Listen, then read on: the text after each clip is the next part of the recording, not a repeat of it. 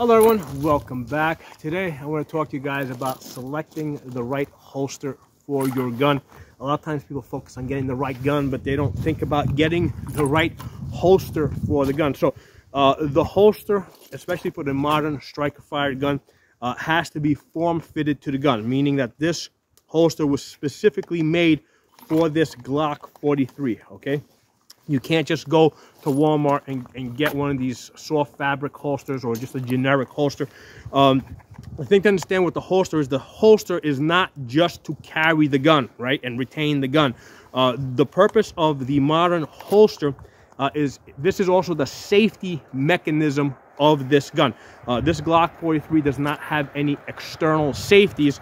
The holster is what protects the trigger guard and prevents this gun from accidentally firing. Okay, so as long as this gun is in the holster, this gun is safe and it cannot fire. Okay, so that is the only reliable safety that you can depend on for the gun. The external safeties, right, like the thumb safeties, what I have seen over 12 years of training people is with those type of external safeties, they're usually off when you wanted them on or on when you wanted them off, which means that it doesn't actually make the gun safer, right? So if you need to use the gun, if you're depending on the gun to work and the safety is on because you forgot to take it off, then, you know, basically the gun isn't working the way it's supposed to work. So what I find with people is, especially under a stressful situation, right, like a self-defense situation, you want to think about the least number of things possible. Now, you might say, hey, but lots of training, you'll remember to take the safety on. Here's the thing. If I put enough stress on you, you will forget to do things, okay? And that's one of the things that I do when I train people. I intentionally stress them because all defensive shooting situations are under stress. Okay, so no external safeties on the gun. The gun will work better for you if it doesn't have one. Depend on the holster to be the safety mechanism for the gun. Okay. Now, aside from those features of basically it's got to hold the gun, it's got to basically retain the gun, it's the safety mechanism of the gun. Another important consideration is being able to get the holster on and off your body quickly. So when I put this on my belt, so first of all, I have here a gun belt. This one's made by Core Essentials. There's other ones out there. Brash Tactical also makes one. It's basically specifically made to be a gun belt. Okay, and what I'm able to do is I'm able to basically get this on quickly. Okay, quickly tighten the belt up, right, and then I'm able to draw and quickly reholster. Okay, now the reholstering part, okay, is important because in a self-defense situation where you have to use your gun to defend yourself, you know, after you scan and assess the area, and you need, and I always recommend scan and assess, not just to see if there's additional threats, but also to break that tunnel vision, right, to kickstart your brain into thinking about what you need to do next. You need to get the gun back into the holster. So a lot of people focus on the quick draw, right, being able to come out and get on target fast, but you also need to get the gun back into the holster, you know, pretty quickly. So that may include getting through your clothing. I got lots of layers of clothing here that I have to get through, and that has to be part of the training that you do, right? So you gotta be able to come out, fire your shots, and then basically figure out how you're going to quickly get back into the holster. So even with some guns, let's say like double action only guns, right? Like a revolver that has a long trigger pull.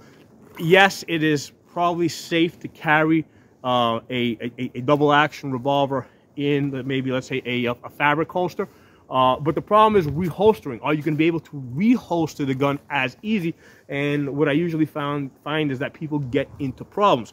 Now, as far as the striker fire gun, let me loosen it. Again, I love this Core Essentials belt because I'm able to quickly tighten it up and loosen it with the press of a button. I've done other videos on this. Especially useful if I'm going to sit down in the car seat where I want to loosen the belt up, and as soon as I get up, basically I just tighten it up, and you know. So look up my reviews on Core Essentials belt.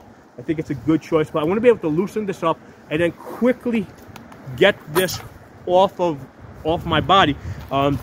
When I go home at night, okay, I don't unload this gun, right, because it's dark. I can't see very well. You know, I don't want to put the lights on because my kids are sleeping, my wife is sleeping. So the last thing I want to do is start fumbling around with unloading this gun in the dark. Okay, so the gun comes off my belt like this. This is how it goes into the safe. The next morning, I take this off and I put this on the belt, okay? The other thing is, if I'm going to, I just tighten up the belt really easy. The other important thing is, if you got to have a bathroom plan. How are you going to use the bathroom? I don't want the gun basically on the outside of my pants hitting the floor. What I want to be able to do is loosen up my belt, take this, take the gun with the holster off my belt and stick this in my pocket, okay? And now I can drop my pants and use the bathroom, okay? And then when I'm done, I can stand up, take this off. By the way, this holster that you see here, this is from Nightfall's Custom. They make great holsters. I've done reviews on Nightfall's Custom. You should look that up. Just look up my channel name and Nightfall's Custom. You'll see it. It was custom made for this G43 with the suppressor height sights and the red dot. So anyway, I want a holster that I can stick in my pocket when I want to use the bathroom, and as soon as I'm done, take this out, put this on my belt. Okay, so again, the belt is part of the system here, right?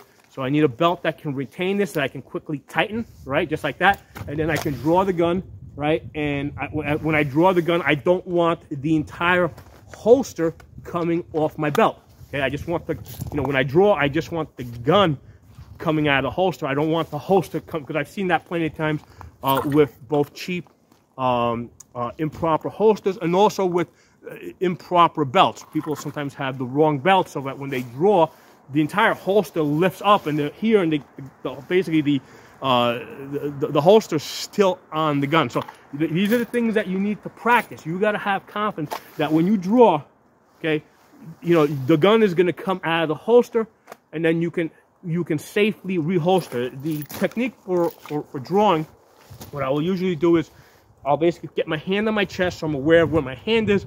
I'll draw, okay, I'll rotate, I'll join, go to full extension. Basically, I'm pointing this finger at the target, just point straight out, take my shots, come back in, get my hand back on my body, or in this case, clear my garment, and then get the holster, get the gun back in the holster. That's you gotta practice. This is part of the system. You gotta be able to both draw the gun, reholster the gun, but also get the whole thing off your body when you need to. So, for example, if I need to go into a post office, right? There's a stupid law that says that you can't bring your gun into a post office even if you have a carry permit. Makes no sense, but it is what it is. What I want to do is I want to loosen up my belt real quick, take the entire holster and gun off, basically put this in my locked car, okay? The last thing I want to do is fumble with trying to unload this gun in the parking lot inside of my car, because that's not something I normally do, okay? If you try to do things that you don't normally do, that's when you're going to have an accident, because you're not practicing trying to unload a gun inside of your car. So don't do it, right? Keep the gun loaded, okay? Just take the holster off and basically put this in your locked car, and then when you're done, you can come out and you can put this back on your belt. You're going to do that a lot more efficiently and a lot more safely than trying to unload the gun. You're almost guaranteed at some point you're going to have an accident. You may not have an accident the first million times, but I don't know, 1,000,001, you're going to have an accident. So avoid that problem. I generally only load and unload the gun when I'm at the gun range, or if I'm in a designated safe area of my house, like I say my basement, where I know I'm pointing the gun into a wall or something, that's got dirt behind it. That's the only time that I will fumble with loading and unloading the gun. Never in the parking lot, never, in a bathroom, restaurant, or anything like that. Keep the gun in the holster, leave it loaded. As long as it's in the holster, right? You guys can see how quickly I'm taking this on and off, right? As long as it's in the Kydex plastic holster, this gun is perfectly safe. That's where this needs to be. Now, one of the things I want to do is I want to talk to you guys about the safety features of this gun. The first one being the holster, right? The holster is the primary safety feature, right? Again, like I said, the holster serves the function of carrying the gun, retaining the gun, okay? And it protects the trigger guard so that you cannot accidentally fire the gun. I'm going to remove this. Let me put this here for a second. And what I am going to do now is I'm going to unload the gun. I'm going to take out the magazine, put that in my pocket. I'm going to take out the round that's in the chamber, check the gun, point in the safe direction, dry fire the gun, right? What I want to do now is I want to familiarize you guys with the safety features of the modern striker fired gun, again, so that you guys will feel comfortable carrying a striker fired gun loaded with a round in the chamber, because a lot of people are like, oh, you know, it doesn't have a safety on it, or I don't feel carrying, you know, safe carrying with a round. If you understand the safety features of this gun, you will feel more comfortable carrying it the way it was designed to be carried, with a round in the chamber. So the first thing we're going to talk about is the trigger safety, right? So if you look at the trigger here, there's this little leaf here. Basically, if I push the trigger on the sides here, you'll notice that the trigger will not move back. I have to put my finger on that leaf in order for that trigger to move back, okay? Okay, so if I push down the sides here, that's not coming back. I have to put my whole finger on the trigger. So that's why the holster is so important, because it prevents you from putting your finger there and pulling that back, okay? Because unless that happens, the gun can't fire, okay? The second mechanism, safety mechanism that's built into the gun, aside from the trigger safety, is the fact that the trigger must move back, okay? So the trigger must move back, because what's happening is when you rack the slide, the gun is basically in a half-cocked position, okay? Let me put this away and let's look at the slide for a second so that we can understand. So when you press your trigger, right? When you press your trigger, you'll see how that sear moves back. Let me get behind the camera so you guys can see better. So you see how that sear is moving back? Get this in focus. There it goes. See how this part right here, that's the part that you're looking at right there where my finger is. You see how that moves back? Okay. Well, what happens is as you pull that back, what that is doing, it is coming back and down. Okay. So what that does is on the slide here, we take out the recoil spring and the barrel. Okay. So on the slide here, this is this is the entire firing pin on the inside. This is the firing pin lug. Okay, so what has to happen is that sear has to grab this, pull this back, and then drop so that it goes forward. Okay, so what's happening there is the sear is moving. This is your firing pin lug. The sear comes back.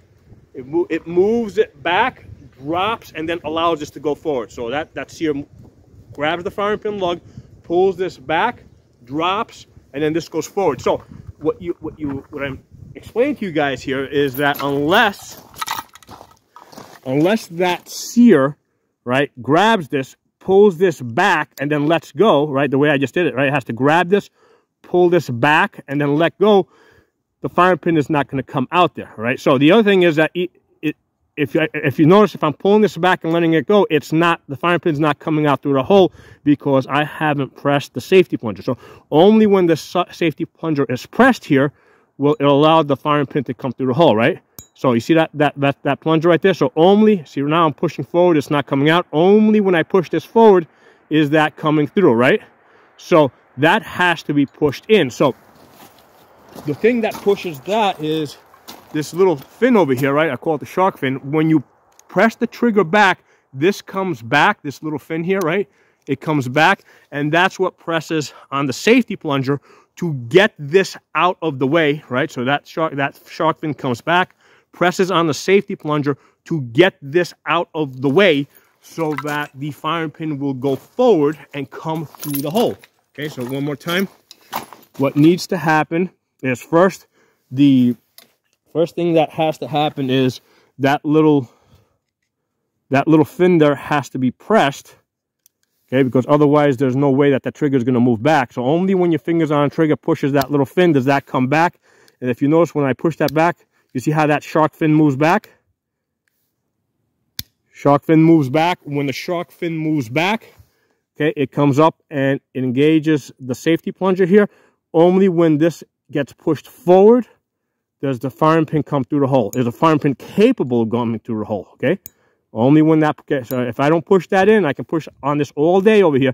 That's not, so that's blocked, right? That is blocked. Unless that gets pushed in, that is completely blocked, okay? And then again, the firing pin, the firing pin block has to get out of the way. And then what has to happen is the sear, which again is this piece back here, right? Has to come back, grab the firing pin lug, pull this back, and then come back and release it. So that's like a slingshot action, right? So you got to pull this back and then let it go. So if you don't pull that back and let it go, it's not going to work. So when you put the gun back together, so we put the barrel back in there.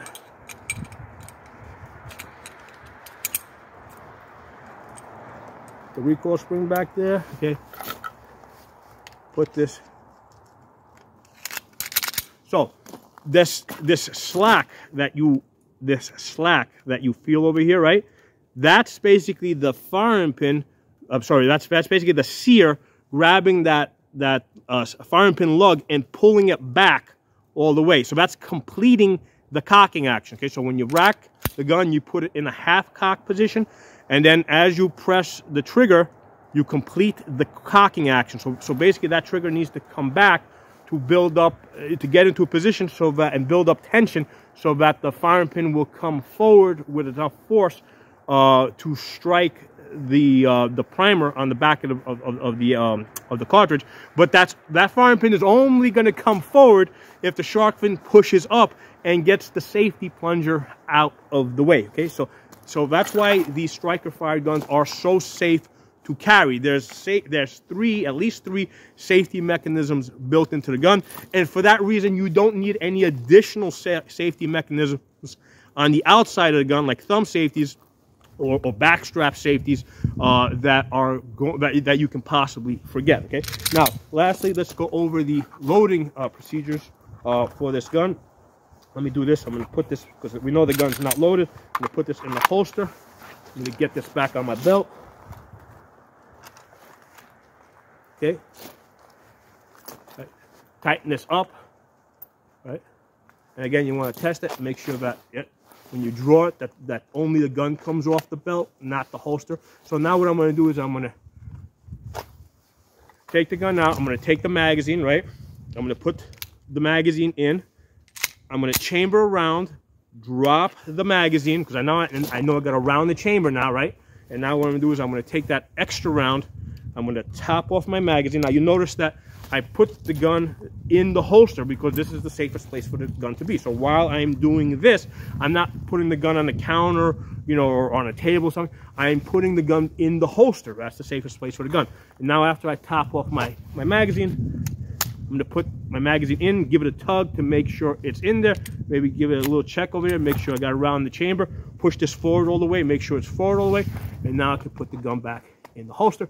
And now the gun is safe to carry. Okay, so these are all the things that you have to consider with carrying a gun. This is only a small fraction. That's why one of the things I tell people is, just because you buy a gun and you know how to shoot with the gun and hit the targets, there's lots of other things that you need to know. You got to know the practical aspects of carrying a gun. Okay, so these are important things, like how you're going to use the bathroom, right? You've got to be able to loosen up your belt. You got to have the right belt, loosen it up, get the gun off your belt, get in your pants. Now you can drop your pants. When you're done, pull your pants up, get the gun back on the belt. Okay, quickly tighten up the belt. Okay, and now have confidence that when you draw the gun, it's going to come out of the holster, and you're not going to pull the whole holster, off of your belt. Okay. So one of the things I advise people is go find instructors in states, right? If you're in like one of these anti-gun states where you just got your carry rights, most of the instructors at these gun ranges, they might be really good at giving like target shooting instruction, but they probably have not been carrying guns for a very long time. Even if they're police officers, they're carrying guns under very different conditions. Okay, to some extent. Here's the thing: if you look at a lot of the police stations around the country, if you go to the locker room, there's actually bullet holes in lots of the locker rooms from negligent discharge. Okay, police officers can get away with making mistakes like that. Civilians cannot, right? You have a negligent discharge, they're going to take away your carry permit. They might even try to prosecute you, especially if somebody is injured during that negligent discharge. So that's the reason why I tell you it's really important that the gun does not come out of the holster until you're ready to use the gun, okay? Gun stays in the holster. You know, I've done other videos on why you shouldn't be using your gun to like issue warnings, right? And that, you know, because again, trying to use your gun to issue a warning to somebody, basically they're gonna charge you with like terroristic threats and stuff like that. So gun stays in the holster. You don't make any references to the gun until it's time to actually use the gun. Right now, gun is coming out of the holster to actually be used. That's just how the laws are set up, right? The laws, you don't have any protection in the law for issuing warnings, right? You do have protections for defending your life. So that's what we have to fall back on, right? We only have legal protections for defending our lives with the guns. There's nothing in the laws about issuing warnings to protect your life. So stay away from the warnings. Gun only comes out of holster to be used.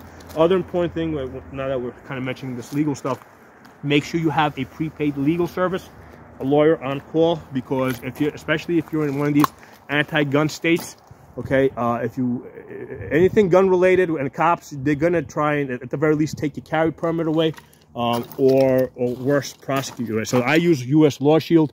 The reason why I use them is because they're cheap. It's $11 per month, okay, with the coupon code, and the coupon code is Pocono Shooting.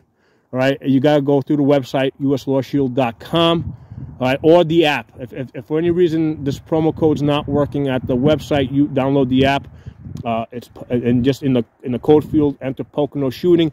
That's gonna get you some discount. It's different from state to state. In some states, you get the $20 sign up fee waived, right? So you don't have the $20 sign up fee. In other states, you get like 2 free months. In some states, right? I think there's 10 states where you get both. They both waive the sign up fee, and you get 2 extra months. In fact, I think in some states, not only do they waive the sign up fee, and you also get the first month free, right? What that means is that it doesn't cost you anything up front. So you can use this time period to call these guys up or email them and ask questions like, you know, because here's the thing, especially if you're in an anti-gun state, the laws are going to go through some rapid changes. You need a lawyer that you can ask questions, right? Don't just go on the internet and try to get legal advice for the latest gun laws. Because, for example, I'm doing this video today. You might see this video 2 years from now, right? So, you know, even if I try and give you some legal advice, by the time you see this video, it might have changed. So that's why you need a prepaid legal service. There's lots of them out there. There's lots of them very good out there. Some of the other ones that I looked at were like $30 a month, $35 a month. These guys are $11 a month. So they're by far the cheapest that I've been able to find. Right, and then if you use the promo code, you get you get 3 months, and you get sign-up fees waived and all the other stuff. Here's the thing. I live in a very low-risk area, right? There's almost like 0 chance I would really need to use my gun in self-defense. But the way I use these guys is I call them, I email them, or call them up, and I ask them gun questions, right? Like, is it legal for me to carry this unserialized Polymer 80 that I built in my state? And I kind of knew the answer, but I wanted to get it from a lawyer in writing. And the answer is yes, I can carry this in my state. Is it legal in your state? I don't know. You got to ask these guys. Now, the other way I use them is if I'm traveling. For example, if I'm traveling to Florida, can I bring my gun down there and carry it over there? I know my state has reciprocity with Florida, but can I carry this gun specifically because it's unserialized? I don't know. I'd have to ask them. What states can I, if I'm driving down there, what states can I carry the gun in along the way? They'll give me an itinerary where they'll tell me that, okay, in these states you can carry the gun. In these other states over here, you should unload the gun and keep it unloaded in your trunk. And then they'll probably tell me, like, in these other states over here, don't bring the gun at all. Avoid these states altogether. Here's an alternate path so that you can get to your destination without going through those states. Okay, so really important to have a lawyer that you can ask these type of questions. Now, my regular lawyer charges like $250 an hour, right? The lawyer that I use for my regular business, I don't want to call that guy up because as soon as I call him up on the phone, he's already running the clock, okay? And his hourly rate is $250 an hour. So I use these guys, which are pretty cheap, and I ask these guys the question, right? So there's your promo code. I hope this information was useful for you guys. If you got any questions, drop it below in the comments. Even if you know all this stuff, Perhaps you know other people that will benefit from this information, so please share this video, pass it around.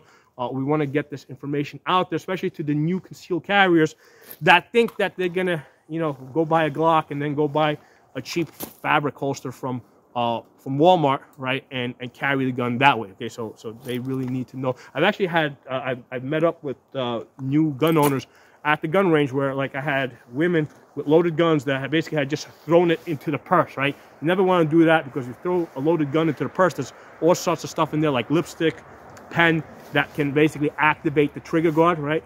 If you're gonna carry the gun in the purse, it has to have a separate compartment, with a built-in holster to carry the gun, right? But you never want to throw a loaded gun into a purse, because your pens, lipstick, all that stuff is going to hit the trigger and it's going to fire the gun. So I've actually seen this. So just because you know that you should be carrying the gun in a proper holster doesn't mean that your friends and family know. So try to repost this information, try to spread the word out there. Okay, thanks for watching. I will talk to you all soon.